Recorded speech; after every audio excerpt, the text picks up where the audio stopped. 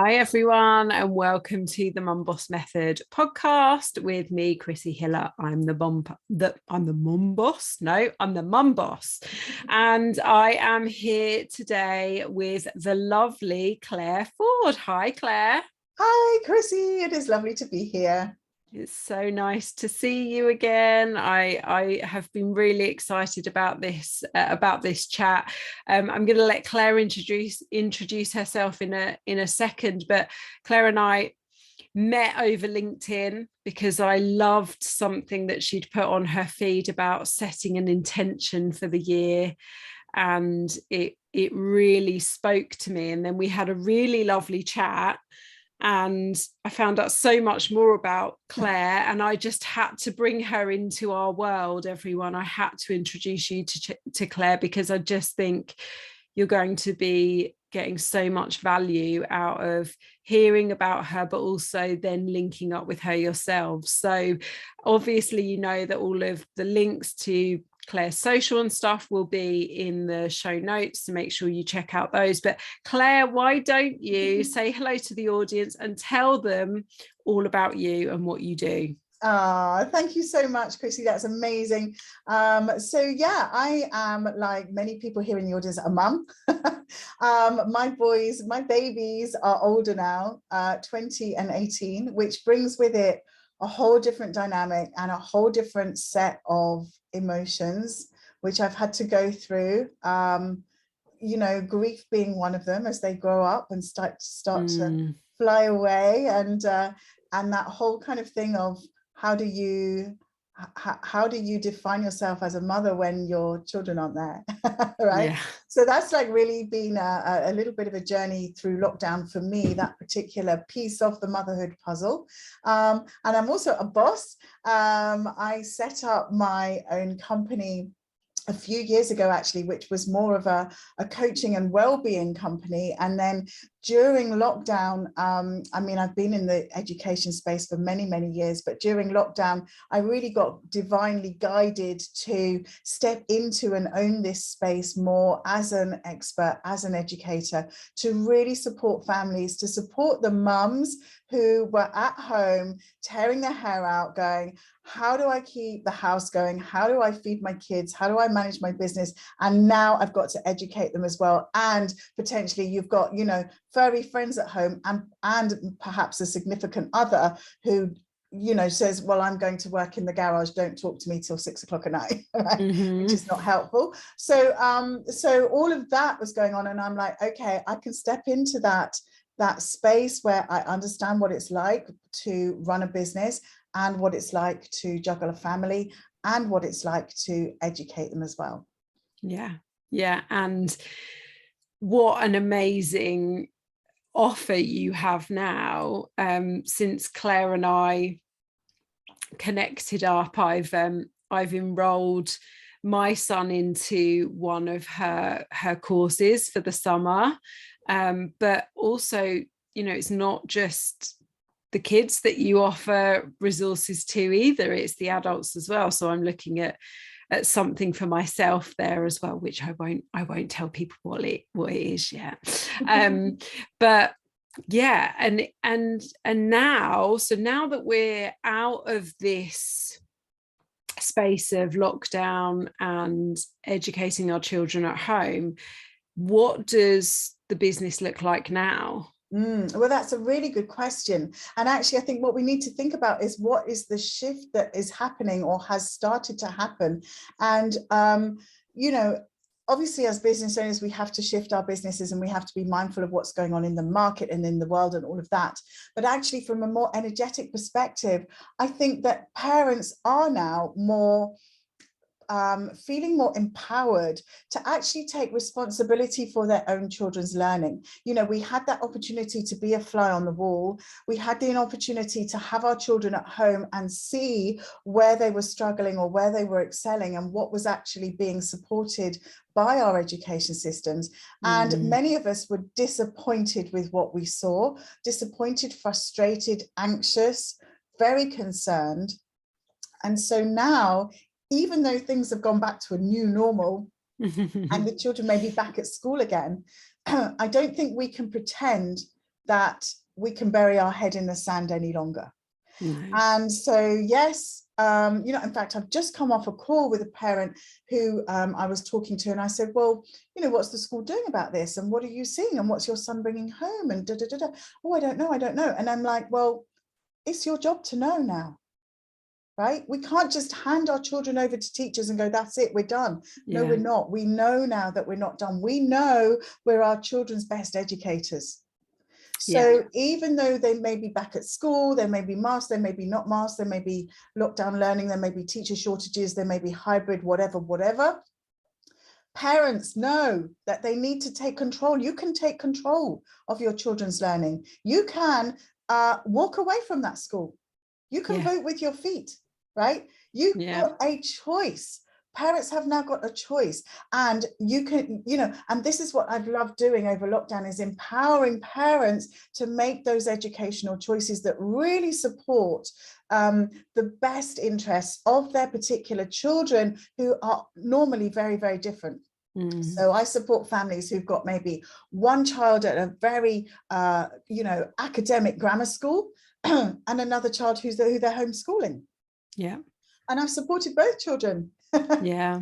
One in the day, one after school, with different things. And so it's about having that flexibility and that courage of your convictions as a parent to go, this is what's working. This is what worked in the past but isn't working now.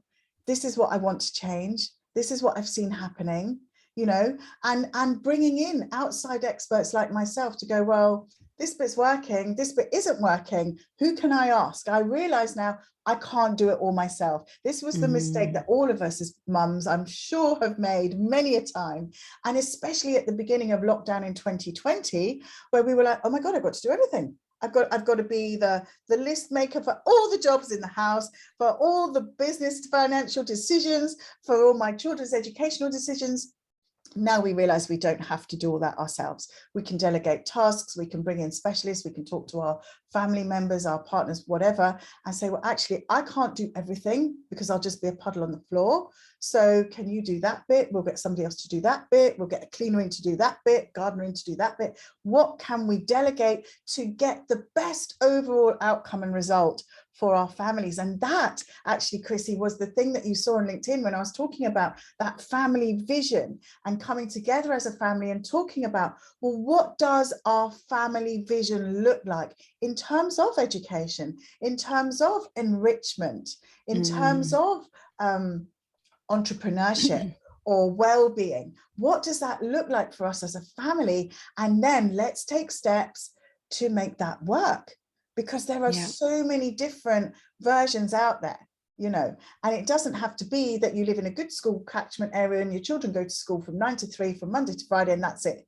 It can be like that. It doesn't have to be like that if that's not what's right for your family. Yeah, absolutely. And the reason that really spoke to me when I saw it on LinkedIn is the connection that I see to the work that I do with the mums that I work with. Because, you know, women come to me for help with their weight, with their health, with their fitness. And one of the biggest problems they see is, how can I look after me in whatever guise that looks like, you know, whatever I think my main, I'm saying this in speech marks for people that are listening, problem areas are, when I have so much else to do in the background just to keep everything running is the first point. And the reason that the work I do is different to a lot of other plans out there is, the first conversation I have with someone is, well, what can you do? Yeah. Because what's right for you and your family is not going to be right for the next person. Because as a mum, you have all these other things that you need to think about and that you have to do and you have to make sure happen. And so perhaps cooking everything from scratch with 25 million ingredients in every single meal and having a fridge full of Tupperware is not going to work for you and your family. Okay, good. Then let's find something that does work for you and your family. Exactly that. And what I realized as well during lockdown, I set up this group called the Home Education Hub, and loads of people joined, and there was some joining questions, you know, that you normally get. And it was asking about ages of your children. So I knew what kind of content to post that would be helpful. Oh my gosh, Chrissy, some families, some women, you know, had babies on the way. They had 5-year-olds, they had a 9-year-old, they had an 11-year-old stepson, and then they had a teenage daughter. And I'm like, oh my gosh, how are you even alive during lockdown? Yeah. Like, let's just be compassionate to ourselves and say, do you know what? We're not going to be doing 8 hours of schoolwork at high level, this and that. You know, just actually managing to get the washing done in the week is good enough right now. Yeah. Because, you know, these ladies, these mum bosses, they were firefighting on all fronts, yeah. you know, and it was not easy. And so I think you really make an excellent point there, that often we think there's a one-stop shop or a one solution, and because of that we also compare ourselves with people who've done that one solution. Well, that worked for them, but they didn't have a baby at the breast and a toddler tearing their hair out and a teenager stropping in their bedroom and a sulky husband at the same time. Yeah, they didn't have that. So why are you comparing yourself with that? Right? Yeah. And I think that, you know, we really have to respect our own situations and take that into consideration in all the choices that we're making, so that we can make the best choices with what we have now, with the time and the space we've got now, with that bandwidth, that capacity we've got now. And even if it is for your health and fitness, for some parent, for some, even if it's to stand outside for 5 minutes and take 3 deep breaths. Yeah. That's better than nothing. Yeah. Let that be the thing. That's good enough. Yeah. Yeah. Right. So, you know, we can't all do, you know, 5K at 5 a.m. and, you know, yoga and, you know, quinoa at lunchtime. We can't all do that. No. And 2 of the things that you've said there, good enough. So the last podcast episode I released was about good enough gets results. Yeah. And comparing yourself to other people. Comparison is the thief of joy. Yes. What's the point in comparing yourself to someone else? Yes. It's fruitless. Yes. And mind-blowingly negative. Yes. Absolutely no point. Absolutely. No point. And is also extremely damaging from an educational perspective for your children to see you doing that. For your children to see that negative mind chatter, oh, I'm not as good as her, oh, we haven't got this, or whatever it is that you're saying out loud. And even if you're not saying it out loud, they can sense that. And then they think, well, I'm never going to be good enough, or I've got to compare myself to my cousin down the road because mum's comparing herself to her sister. Yeah, absolutely. Being those role models to the little sponges. Or the not so little sponges. We need to break that cycle of that kind of negative, you know, I call it compare and despair. We need to kind of catch ourselves and then be kind to ourselves while we're working that through, so that then we can model something different for our young people when they're doing that. Yeah, absolutely. I love all of this. And one of the things that we got talking about when we chatted a couple of weeks ago, which is, you know, what really led us on to wanting to do this podcast together was, you know, where we started, I think, is time. You know, and time is the enemy of all mums. And until you change your relationship with time, it remains that enemy. But what we started talking about was how we could have a conversation today about how to do more in less time. And I think the acceptance of what we've just talked about you are not going to do the same as Jenny next door or Susie down the road, but you could be doing more than Debbie in the next village on. Yeah. Because everyone is different, and everyone has their different challenges and a different life. Yeah. And one of the things that really triggers me, which I know in the coaching world, many of us have heard, and many of us have probably used, and I've used this before with people too, but I was thinking into this the other day, and I'm thinking this is the wrong thing to say, especially to busy working mums, right? And that's, well, we all have the same 24 hours in the day. We don't. Come and live my life, and then you'll know my 24 hours does not look like yours. My 24 hours is not like the mum who's given birth, who's had 2 hours sleep in the last week and is getting up every 3 hours to breastfeed. My 24 hours is not like an NHS worker who's doing night shifts, right? And is surrounded, with stress and a toxic environment, and then is coming home and trying to eke out the last little bit that they can to have a positive relationship with their family. My 24 hours is not like those people. No. My 24 hours is not like somebody who's got an elderly parent at home that they're really concerned about, Yeah. So let's not say that. Let's nip that BS in the bud right here. Yeah, absolutely. Speaking my language, because there are ways of using your 24 hours differently, and there are hacks, and there are, one of the things that I say to people is, you're going to eat anyway, you're going to cook anyway. Let me show you how you can make some tweaks to eat differently, and improve your health.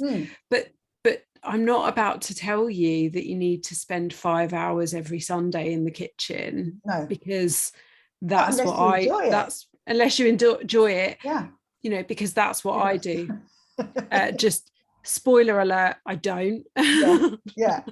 Because I don't have 5 hours to spend in the kitchen on a Sunday. Exactly. But yes, that's the thing. And I've been feeling guilty. There's lots of things about, the miracle morning and the 5 a.m., this and that. And I'm thinking, do you know what? I've been beating myself up like, oh my gosh, I should be getting up at 5. And I'm not a morning person. I'm going to do some more research, because I teach this to teenagers and I need to relearn it myself to get out of this mum guilt thing. Like I said earlier, my boys have left home, I haven't got. And I thought, do you know what? Why don't I just give myself a break, right? I don't have to do the school run at the moment. How many years have people been doing the school run, right? Like 15 years or something, 18 years, 20 years of our lives we've been doing the school run. If I don't have to get up at 7 o'clock in the morning to do the school run, and I can get up at 7:30 and have a leisurely bath and a cup of coffee, haven't I bloody earned that after 20 years? Yeah. Why should I be getting up at 5 o'clock to run 5K and journal? And, if I need to just have a bath and a really civilized cup of coffee and read my book for 10 minutes, actually, maybe that's really what I need. Yeah.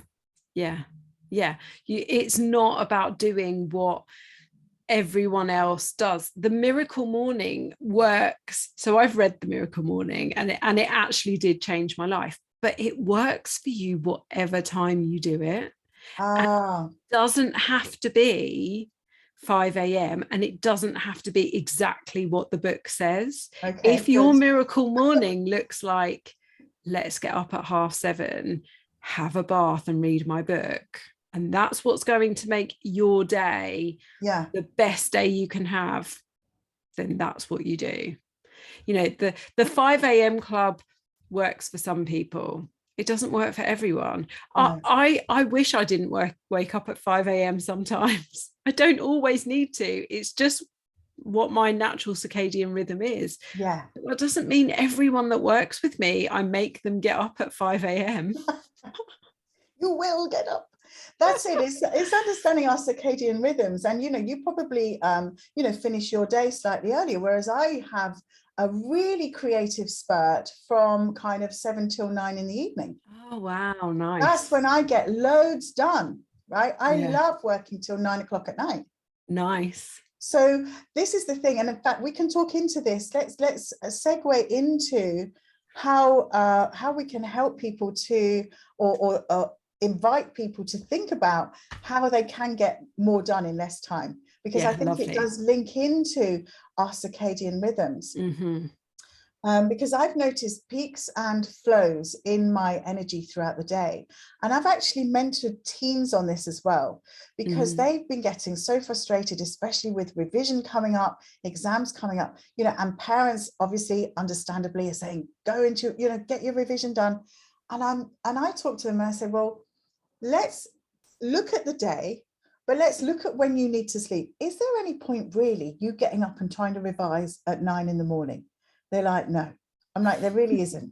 Your brain is asleep. You know, your hormones are changing. You're becoming more nocturnal. You're supposed to sleep in the morning. That's not a good time to retain information, unless, you know, you naturally want to wake up at 6.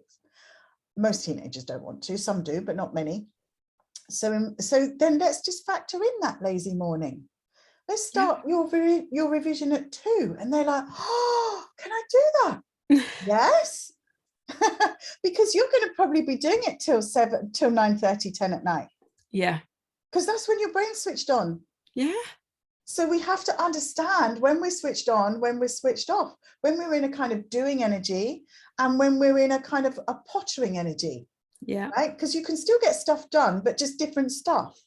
You know, I know, for example, I can't make kind of sales calls and student consultations and things like that at 2 o'clock in the afternoon. That's not my good time. That's my time when I want to be a bit more inward. That's the time when I go out and I have my walk and I connect with nature and I feel the sun on my face, and I don't want to be talking to people. No.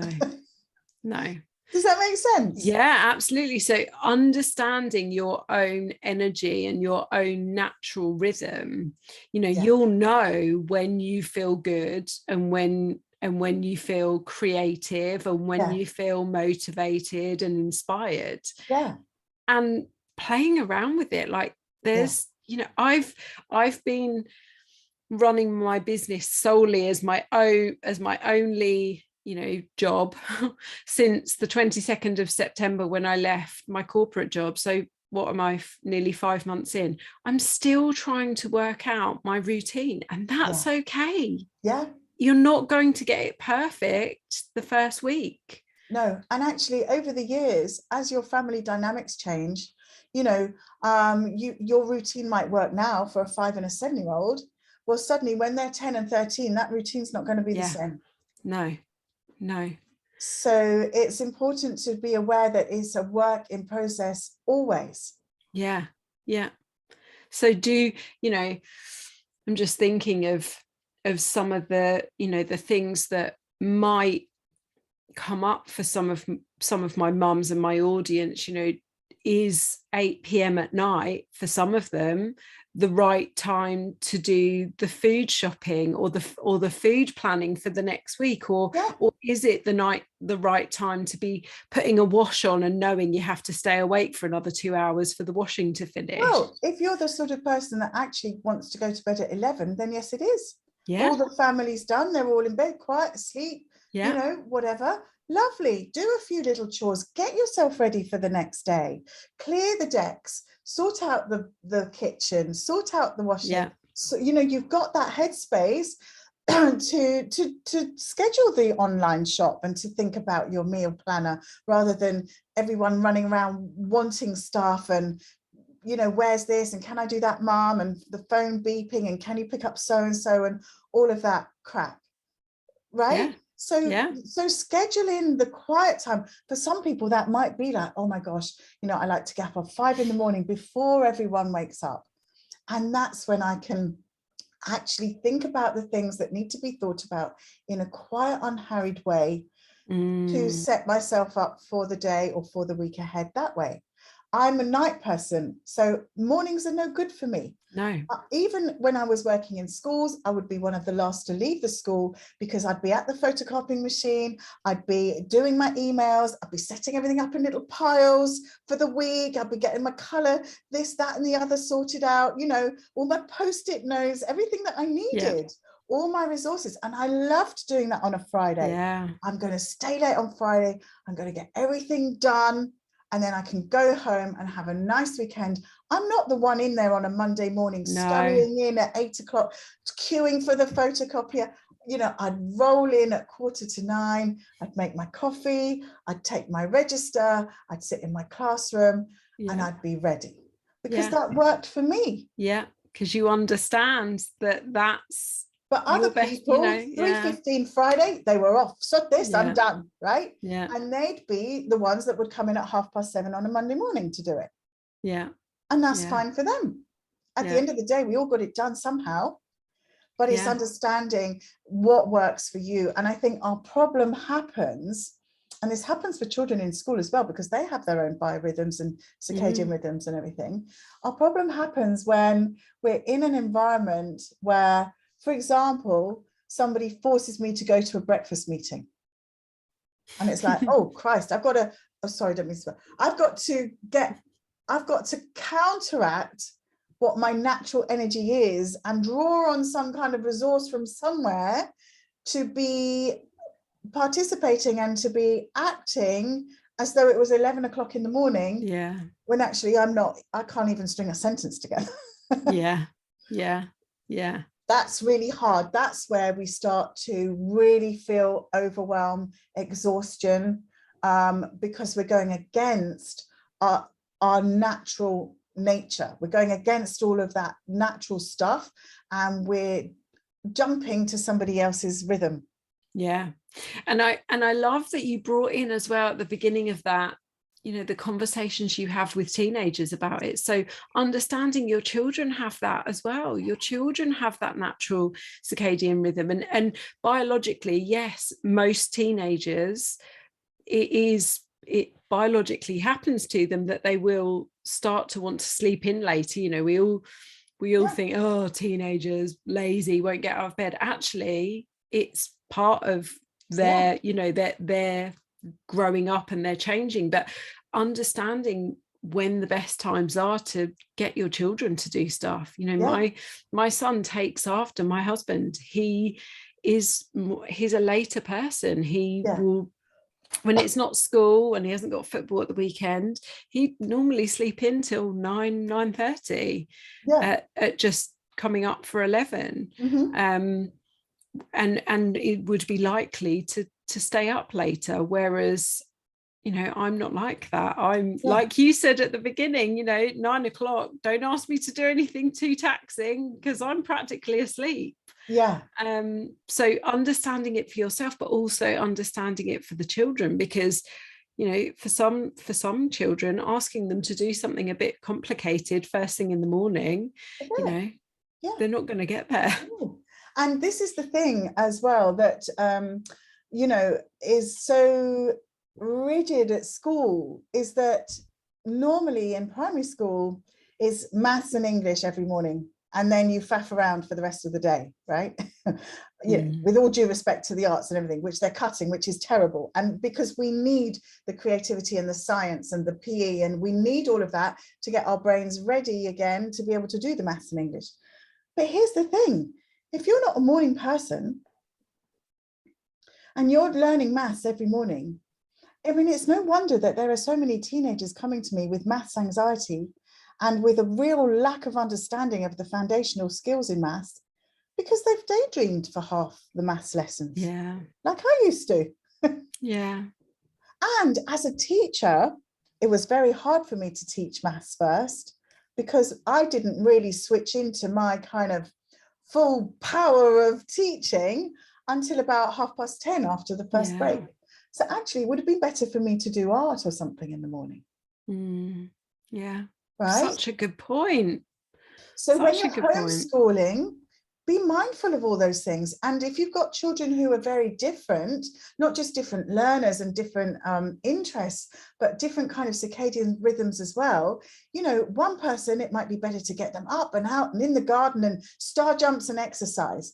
You know, another person, they just need to be kind of wrapped in their blanket and be reading a book and just having some relaxing music on, do some yoga stretches, you know, and then he's into the day. So even giving your children ownership of that when they're at home, and say, well, you plan your PE for the morning, and you plan your, you know, your meditation, your relaxation task for the morning, and then perhaps a bit later on we'll all do some maths together or something. Yeah.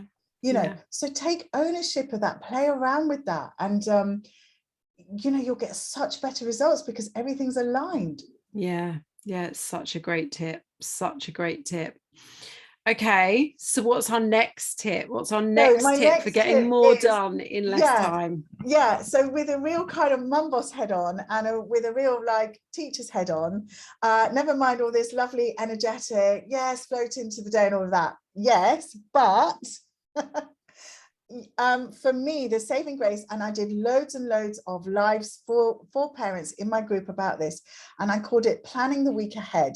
And I'd go live on a Sunday, so that people had time either in the kind of in the day or in the evening or whatever worked best for them. And I would talk about planning the week ahead. And I did it in a real kind of back to front way, because it surprised mums, because I said, okay, let's get our Monday to Friday. This was when we were all locked down and educating at home as well. I said, let's get our week ahead. And the first thing to factor in is your absolute non-negotiable time. And by that, I don't actually mean self-care. I mean, when have you got to show up for really important meetings? When can you not be disturbed? What are the absolute things that only you can do, that you have to do in order to earn money and keep a roof over your children's head?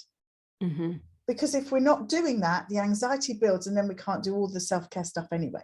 Yeah. So we have to have, you know, it's Maslow's pyramid of all of that. So you have to have that foundation in place first, that safety. And so at least, you know, and then if you need to get childcare for that, or you need to talk to your partner about that, say, well, actually, I need that time on Tuesday. Can you be in charge? Can you take the kids out? Whatever it is, get it done. That's your priority. So, you know, you have to get that done. So factor that in, then factor that in for your partner as well. Then you'll see that there are still quite a lot of gaps. The next things to factor in are, of course, the self-care. You know, can't serve from the empty cup, let's fill up, let's serve from the saucer. We've all heard this mantra. So that's where you go, okay, these are the things that I absolutely have to show up for to bring money into the family home.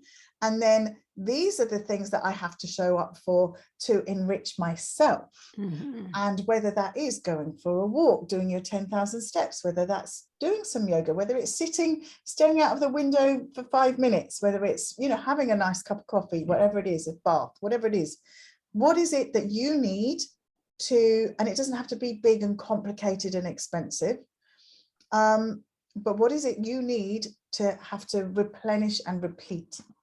And the same for our partners, because men don't even necessarily, you know, if your partner is a man, but they don't necessarily even think about these things. So it's like, well, you know, actually going to play golf every other week for 5 hours isn't helping us right now because I need you here. How can we figure out something else that gives you that adrenaline and that gives you that connection with nature or connection with your friends? Or what is it about the thing you're doing that we could maybe chunk down and do in smaller bits? So it's about having that kind of conscious conversation, which isn't always easy to start. No. But once everybody's what they have to do is in, and then once everybody's what they have to do for themselves is in, then you look at, okay, how much time have we got for the children, right? Yeah. Because you need to schedule in childcare or help, and of course in lockdown that was hard. So tag team sharing, you know, tag team, whatever, to make those other things happen. And then how can we come together as a family around that, right?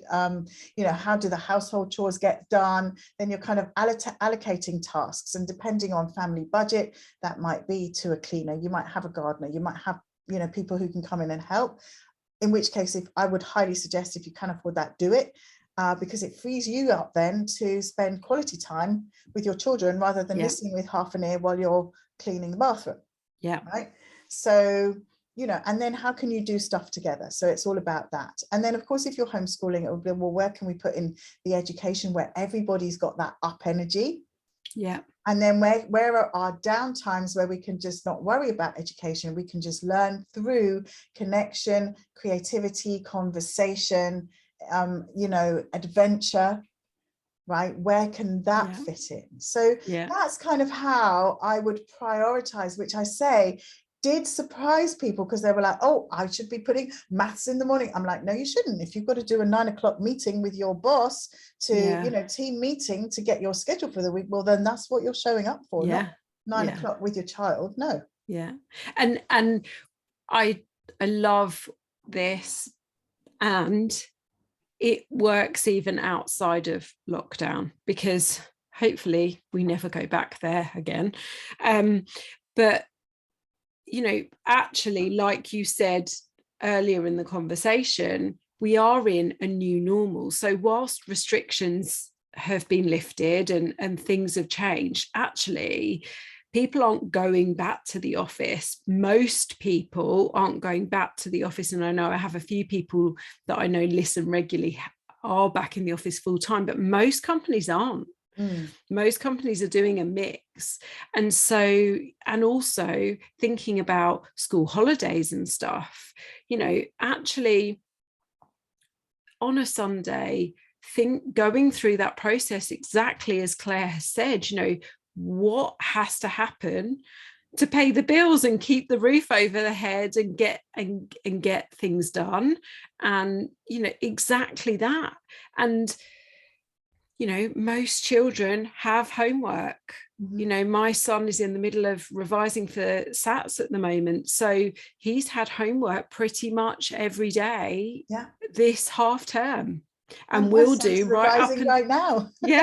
And we'll do right up until the SATs go, and then he'll have a term off, and then he's into secondary school. So then it's back to homework. So actually, where are me and Tom able to then provide that support, but also linking to the first point you made, what are the strengths? What Tom's is the maths and mine is the English, and the mine's the creativity and the science stuff. But also, when am I best to help Charlie with his homework? Because it's not 7:30 at night. Exactly. So, this. So it might be, for example, Chrissy, you see that your husband makes tea and you're doing homework duty at 5 o'clock. Yeah. Or I know that evening is the night that Tom goes running with his friend. So actually just bringing it into my world a little bit more as well, that's the day it's a slow cooker dinner, or it's a dinner that takes 10 minutes. That's it. Or, it's something that I've prepared the night before, and literally it can be chucked in. It's a tray bake. It can be chucked in the oven and set a timer for 40 minutes, and then it's done and onto plates. This is what I do. I prepare my lunch. I prepare the family's dinner at lunchtime, and it cooks while I'm tutoring in the evening. Yeah. And then the lessons finish and the family come down and we all have tea and it's done. And I've been working while the thing's been cooking. I don't stand over and cook. No. Who's got time for that? No, I know. I know. So, but it's exactly that, so exactly that. And it's also about getting, that kind of permission and understanding from your son as well, and having that conversation and saying, well, you're really good at working at this time. I'm really good at working at this time. What's the time where we overlap? Because that's when I can best support you. So if you plan to do the first part by yourself, when I'm ready to show up and support you, then at least you've got something rather than starting from the beginning. And then I can give you something, and then you can get on with that while I'm getting tired and winding down for the evening. Yeah. And what's the stuff that you're more comfortable with doing independently as well? Because they often don't need us sat there watching them. They can do some stuff independently. That's brilliant. Most things independently. I mean, this was the other thing that I mentioned to parents during lockdown, and they were like, oh, we need to spend hours, and the kids are on the computer for hours with all the lessons. Here's the thing, right? As a teacher with 30 people in a class, let me just ask a rhetorical question. Do you think your child gets an hour of one-to-one attention every single lesson? Of course they don't. Not. If they're lucky, they get 10 minutes. Yeah. So if you sit down and you actually decide ahead of time, and this is where the planning comes in and the intentionality comes in, and if you show up and you're fully present without your phone, without the distractions, without everything else that's going on in your mind, and you actually show up and you concentrate and focus and connect with your child for that homework for 10 minutes. And if you manage 15, well, then you're already doing better than what they're getting at school. Yeah. It doesn't need to be hours and hours. No, it doesn't. No, absolutely. Yeah. Brilliant. So that's our point number 2, is spending that little bit of time of slotting in, you know, the must-dos, the must-haves, and then fitting the other stuff around, and stepping away from the guilt that there are must-dos and must-haves that come first. Yeah, you know, and they just are. And it's not always going to be like that. It's not, you know, if I think about next week, it's half term for me next week. I've taken a couple of days off to spend with Charlie and take him out. And then 2 weeks after that, it's his birthday in the middle of the week. So I won't be working all day on that day either, because we'll have family round and we'll celebrate. And exactly, they're the important things. I'm not going to work on those days. That's right. But it's, you know, but it's scheduling that in, and it's scheduling time out. You know, on my Google calendar, you know, I've got lots of things that are scheduled in, but I've blocked time out. I have to put on my calendar, it's a bit sad, but I have to put lunch and walk. I have to actually schedule that on my calendar. So I get a reminder on my phone, it pings up, oh, it's time. And often I'm doing the lunch and the walk and I like, yes, I'm doing it. Yeah. Sometimes I'm like, oh gosh, is it that time already? Yeah. And I know if I don't do it by that time, within that time frame, I'm going to be too busy afterwards to be able to catch up on myself. Yeah. So schedule in, you know, schedule in little alarms, you know, remind yourself to stop and breathe. Yeah. Right? Yeah, absolutely. You could literally put stop and breathe, right? And put a little alarm, go, oh, okay. You know, because these things are so important. Otherwise, we're just on this hamster wheel all the time. And this is where time does run away with us, where we're not using it intentionally. So everybody's day and situation and dynamic can be very different. But the thing that we can all do that's similar is that we can choose to intentionally use our time, because then there's no guilt, right? It's like I come back from lunch and walk, tick it off, that's done. So I get a sense of achievement rather than guilt. Yeah. Does that make sense? And also, because you've done that and you know that, you know, you might have that 2 o'clock slump, you're less likely, because you've been out and you've got some fresh air, and you can, you know, some people might want to coincide that lunch and walk with when they feel lower in energy.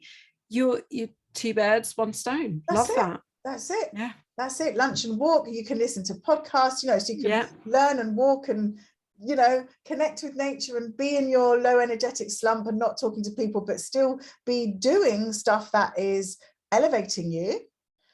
And then afterwards you come back and then you can share that. You know, I'm like, oh, you'll never guess to the thing I was listening to at lunch, and I share that with my students. And I'm all full of enthusiasm and energy again. Yeah, nice. So it has this ripple effect. This is the other thing, Chrissy, just to quickly mention, that actually a way to kind of alleviate the guilt of like, oh gosh, you know, I'm telling my child to go away because I need 5 minutes. But actually, it all has a ripple effect energetically. And we are role modeling for our children how to manage their time, how to manage their energy, how to get into their peak state, how to, you know, really get great results by doing all these things. So we're modeling that by doing it ourselves, but also the impact that it will have on the people that are connecting with you because of the way that you're showing up. Because of taking this time and taking control back over your life, over the time in your life. When you're showing up intentionally, you can give 100% to that particular moment.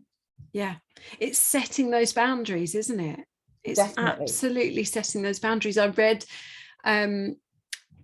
my podcast listeners will have heard me talk about this before, the Big Leap by Gay Hendricks, and the chapter on time is really fascinating. And he talks about, you know, changing your relationship with time, and that, you know, you don't, what I've taken from that is, if I'm in the middle of something and I'm in flow state and I want to get a piece of work done, and Charlie comes into my office and says, "Mummy, can you do this? Or can you look at this? Or can you help me with this?" You know, it's not to say I don't have time right now. It's actually to say, I'm just going to finish what I'm doing. That's right. Because it's important for me to finish, because then I can focus on you. That's right. 100%. And that's setting a boundary for him, because he knows, okay, Mummy needs to do that, and then I'll get all of her attention. Exactly. And it's showing that I can't just drop everything for him, because I can't always just drop everything for him. No. And you're also teaching yourself to set a boundary. Yeah. And this is why I say that monotasking is the new multitasking, because rather than doing that, email copy or something, and you're really into, this is the message I want to give, and then somebody's over here, and you're like, oh yeah, you're not serving anyone. No. You're not serving, you're half-heartedly serving the person who's come and interrupted you, and then your message loses its energy as well. And so you're not actually serving anyone, least of all yourself. And so I think that's absolutely right. And to say, well, you know what, I'm just in the middle of this. It's going to take me 5 more minutes. I'll come and talk to you in 10 minutes. You know, and my children are used to that, and they're used to it as well. If it's not in the diary, it doesn't get done, right? I say, if it's not in the diary, my son comes, can I have a lift to so-and-so? Well, if you ask me and I can do it, I'll do it. But if you haven't asked me and it's last minute, I can't guarantee I can do it. Yeah. So it's around that. And now my youngest son, he's amazing at organizing his time and organizing his friends. And he knows when I ask him a question, it's not like a naggy mum needing to it's because he knows that that's how I need to organize my week, to make sure that all his needs are met. He knows if he answers my question without a kind of sulky thing, that actually he'll have the lift, and he'll have the friend over, and he'll get to the party, and he'll have all the things that he wants to do, because I can then factor that in for him. Exactly. And so I love, and all my students, they show up on time and we finish on time, and that's how we run, that's how we roll. Right. And I think that for some people, when they're at home and it's that kind of home learning, homeschooling, working from home, it can be really easy to let stuff slide, and you think, we're just, in some ways it's nice to have the flexibility, but then factor in the flexibility. So factor in the task and factor in a buffer. So, well, you know what, if we're doing this science experiment, or if we're doing this beautiful art project, if we need an extra half an hour, let's just factor that in. If we don't need it, we've gained an hour. Exactly. Right. So give yourself buffers as well, in case things take longer. You go down that deep dark hole of Google and trying to figure out a new system or something, and people go, oh, it's really easy, it'll only take you a few minutes, and you're there like 3.5 hours later going, oh my god, can't make this work. Right? Like, factor in learning time for yourself, where things are going to take longer at the beginning. Absolutely, because you don't know how long a new task is going to take. That's right. No. And that can be frustrating, especially if you're talking to other people in the space, or talking to a web designer. They do it all day and they say, oh, that's really easy, you can just do. And you try to and it's like, oh my god, I can't even find the tab, I can't even get past step 1. Do you know what I mean? My computer's already looking different to what they've sent me on Loom. I don't get it. I right know. And so it's like, factor in time, factor that in. And if you finish earlier than you expected, brilliant, go for a walk. Bonus. Bonus. Absolutely. I love it. I Yeah. love it. I love it. And I can't believe just how amazing this chat is. And I know that all of my mums are going to find this just so helpful, because it's so practical. It's so practical and so easy to apply. It just takes a little bit of time in the beginning. Yeah. To create those plans and that space and the boundaries. You know, we're so used to not setting boundaries and letting the children run the show. Yes. I think so. Claire, we've been speaking about time, and I'm conscious of how much of your time I'm taking up, but what can you leave my ladies with? What can you leave my mums with? You know, what would be your parting gift to them? Yeah, I think when I was in a bad place in my life, and I was, had acute anxiety and depression, I was having panic attacks and things like this. And the thing that I discovered, which is very powerful and yet very simple, was a little kind of mantra to myself. You know, when you get that breathlessness and literally time is running away and I can't do this and I've got to pick up the kids, and you're in that mode, right? And then that's when the guilt starts and the negative mind chatter and the not being good enough and this cycle, which we're all aware of. What I used to say to myself was this, and I think that this is really pertinent to what we're talking about today. And I would say to myself, what is wrong with this present moment? And I would just bring myself back to the present moment. I would put my feet back, firmly on the floor. I'd just take a breath, and I'd literally be saying, well, what is wrong with this present moment? And, thank goodness, for me personally, often 99% of the time, there was nothing wrong with this present moment. I was safe. I had food, I had water, I had love in my life. There was nothing. I had my health. For some people, that present moment is a crisis. But often we're worrying, we're so caught up in something that hasn't yet even happened, that actually all we have is this present moment. I think Eckhart Tolle's book is The Power of Now. Yeah. And it's all, and most mindfulness, Dalai Lama, all those practices about coming back to the breath in the present moment. And that sounds all lovely in yogic circles and all the rest of it. But actually, just in a practical sense, when you're rushing in the car and you're late and you're like, oh my gosh, and they're going to be waiting at the gates and I'm late again and I'm a terrible mother and all of that. Just stop and say, actually, what is wrong with this present moment? My child is healthy. My family is healthy. I have a car to get them. They're at a school being educated. There's nothing wrong. If they wait for 2 minutes, it's cool. It's fine. Yeah. They're not going to be walking the streets on their own. No. Yeah, right? Absolutely. So it just helps to get that perspective back. Yeah. And it helped me to stop having panic attacks and anxiety and all of that, because that's all about something that hasn't yet happened. And if you have a present moment where there's nothing wrong, you therefore got a present moment where everything is right. And if you have a present moment followed by another present moment, followed by another present moment, which becomes 10 moments of it all being right, which becomes 20 moments, which become a day, which become a month, which become a year of all these moments of it all being okay. Yeah. Yeah. Then how rich are you? Yeah, exactly. Yeah. With all those beautiful present moments of everything being right. Yeah. So I love that. I love that.